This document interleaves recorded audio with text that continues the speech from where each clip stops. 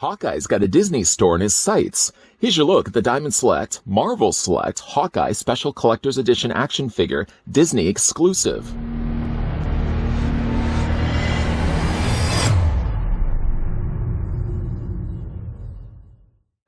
Marvel's Marksman Extraordinaire is featured in the Special Collector's Edition action figure set. Inspired by the series on Disney+, this highly detailed Hawkeye 7-inch figure is wearing his modern black and purple costume and is accompanied by his faithful companion, Lucky the Pizza Dog.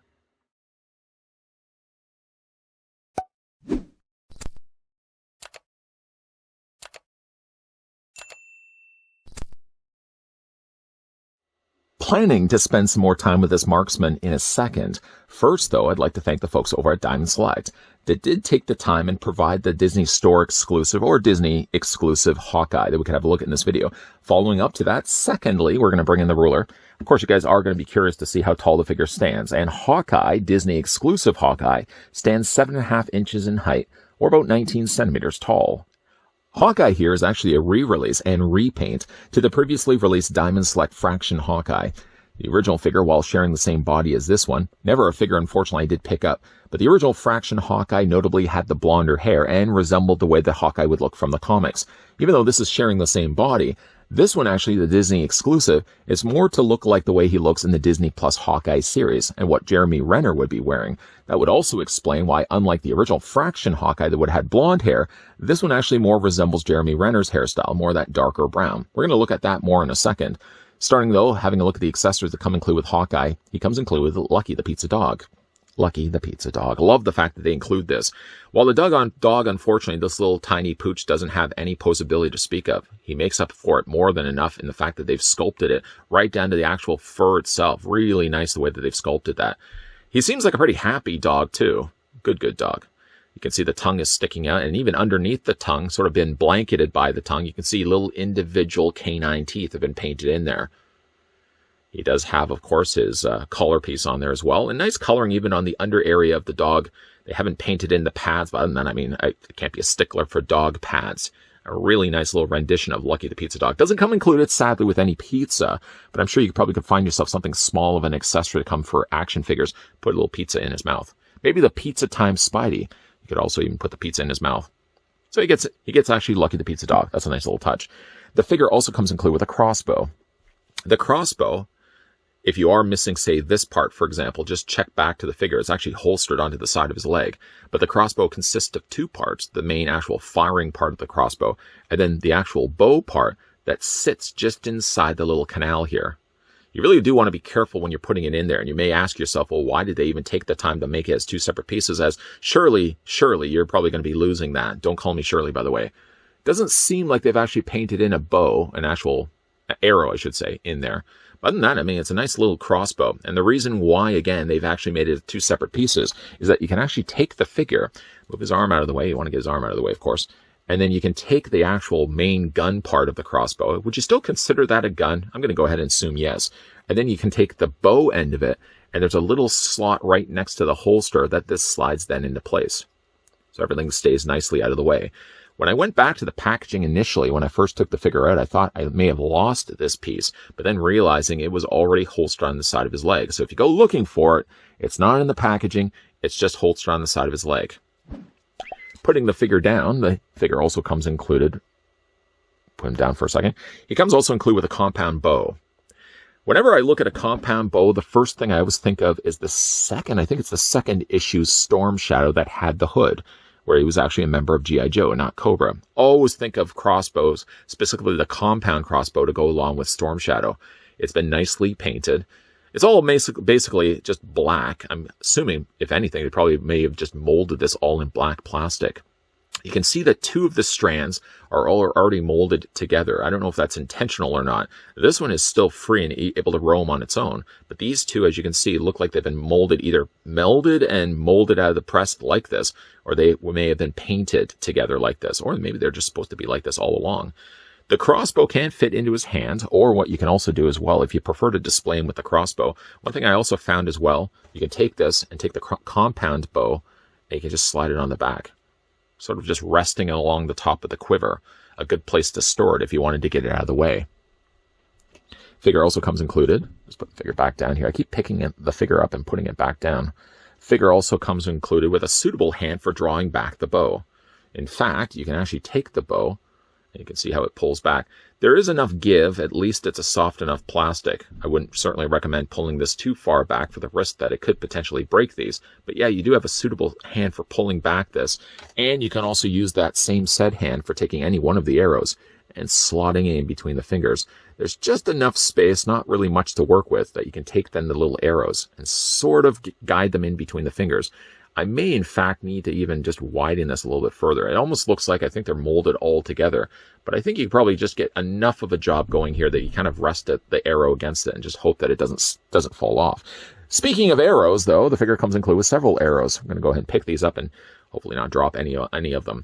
Some of them, unfortunately, are warped. This one here, drawing your attention to it, sort of reminds me of pussy willows. This one specifically is bent. This one kind of looks like, actually, we'll separate these off and sort of group them accordingly together. These one kind of look like gas bombs or exploding arrows. In all the cases, actually, the main arrow part is here and painted in gray, and then the end, the main head of the arrow, is painted in black. You also get yourself a couple of other variations of these. These also kind of look, again, like exploding or gas arrows. And then for the more traditional fans out there, you get this one arrow, which is slightly different, and then you get the more traditional pointed arrow. In all of the cases, unfortunately, though, taking the arrows, and if you think, first of all, he's got two quivers. He's got one on the side of his holstered leg, and then he's got a secondary one that actually is on the back of his torso. In both the cases, you can see that there's an open slot right there, almost as if sending an invite to those arrows that, come on in, you can slide inside that quiver. Not, unfortunately, the case. In both the cases, even this one here, see there's an opening slot.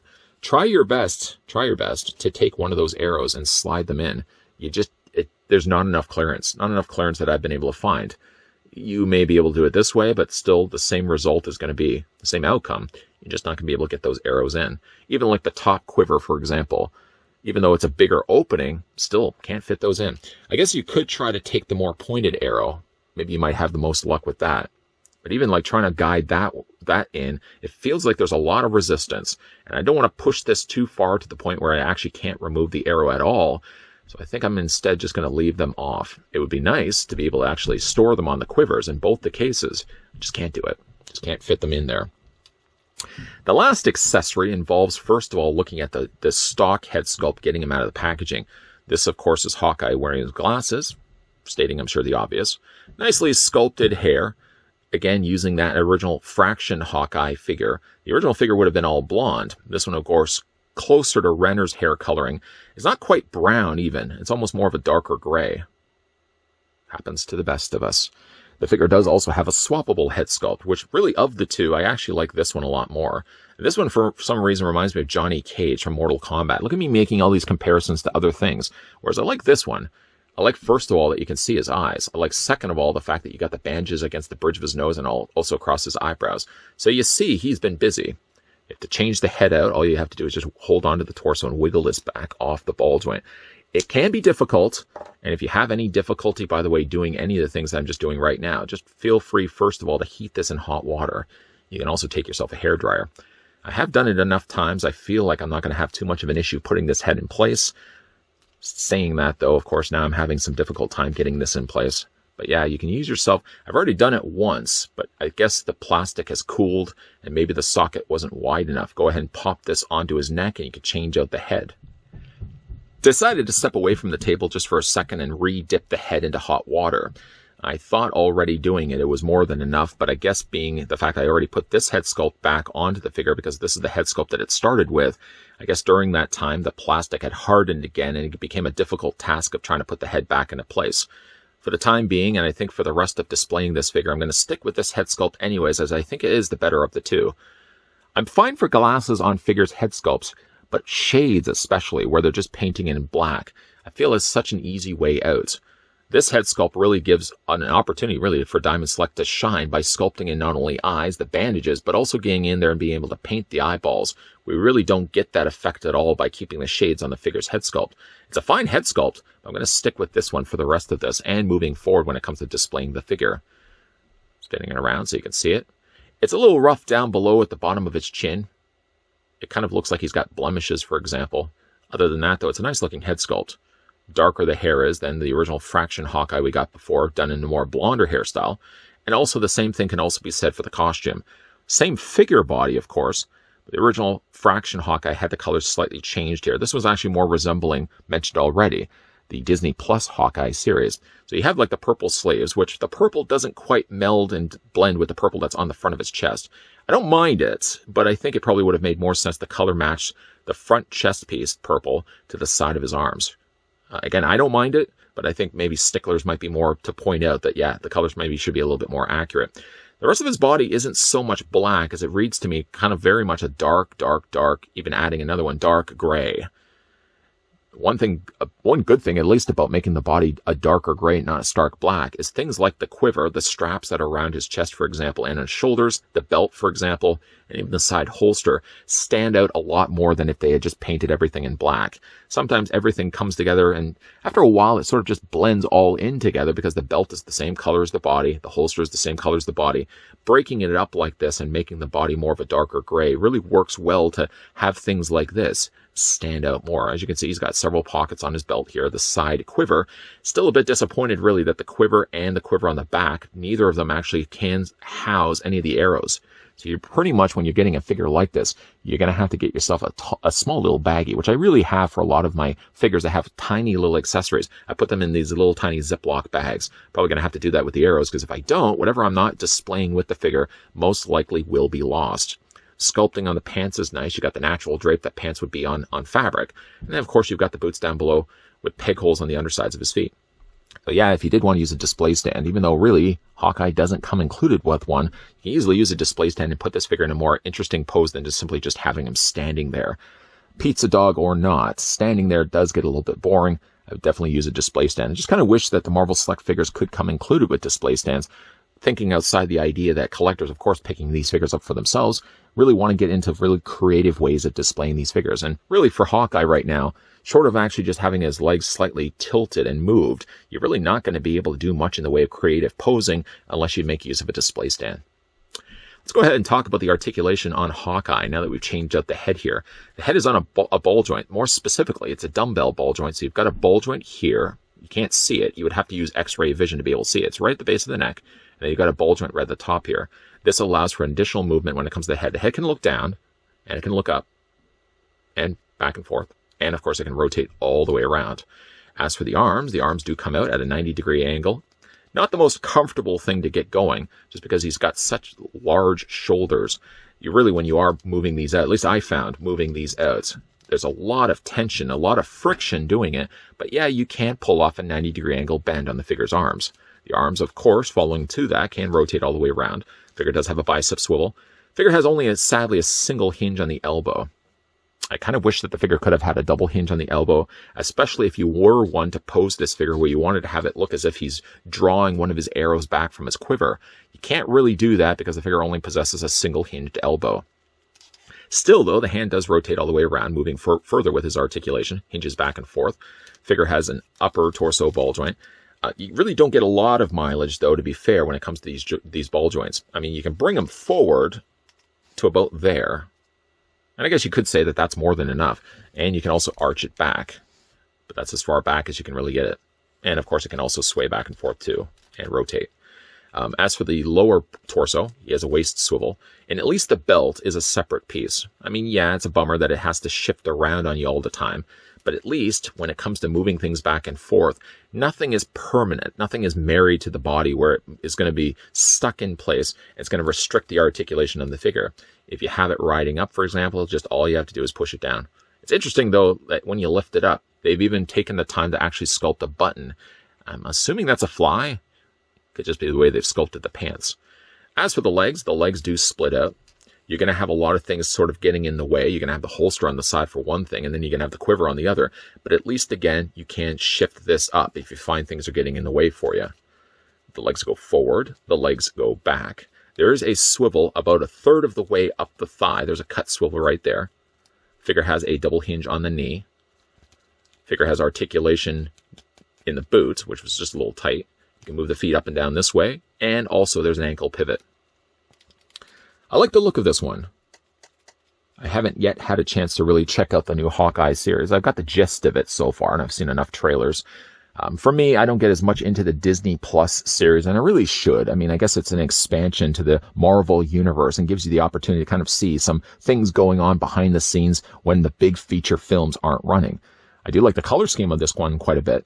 Still kind of now looking at this, I wish I had picked up the original Fraction Hawkeye. Color scheme would have been different. The blonde hair would have been present, whereas this one is more closer resembling Jeremy Renner.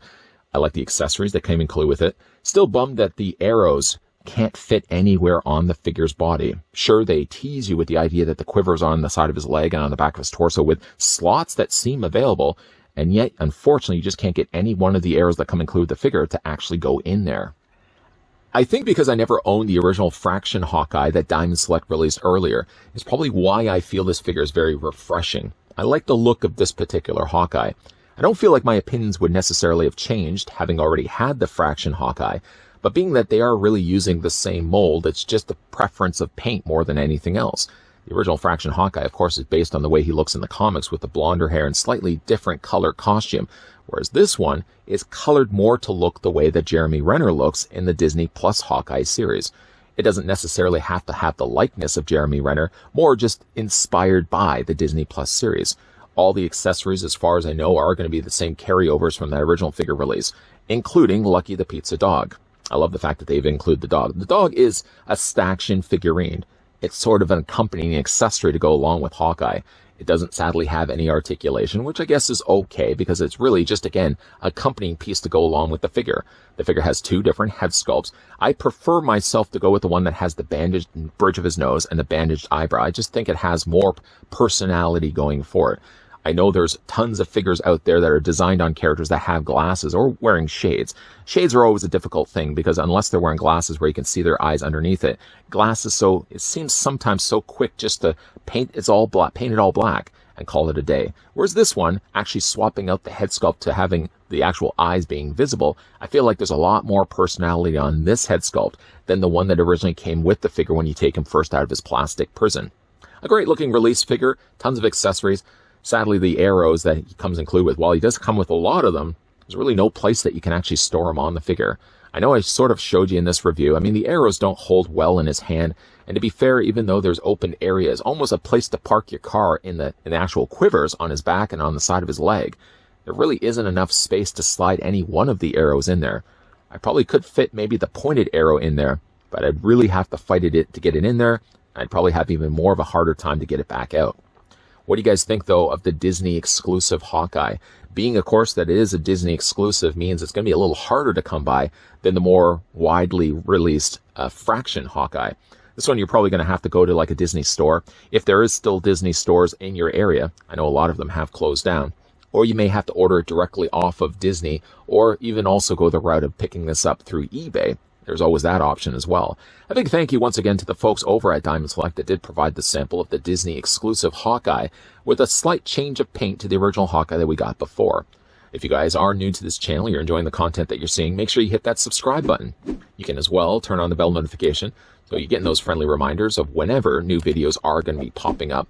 And at the very end of this video, speaking of course, popping up, you're going to see yourself a playlist. That's of all the things I've reviewed for Diamond Select over the years. Feel free to check that out if you have a little bit of available time. Speaking of also available time, if you also have a little bit of extra time after you've selected that playlist, maybe head on over also on YouTube and check out Diamond Select's YouTube channel, to which I'll also provide the link down below in the video description. You'll be able to see first-hand looks of things that are in the pipeline that haven't yet hit store shelves.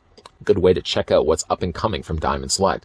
Speaking of Diamond Select, yes, there are going to be a lot more Diamond Select reviews coming your way, so please, oh please, keep your peepers peeled to this channel. As always, thanks for watching. See you guys next time.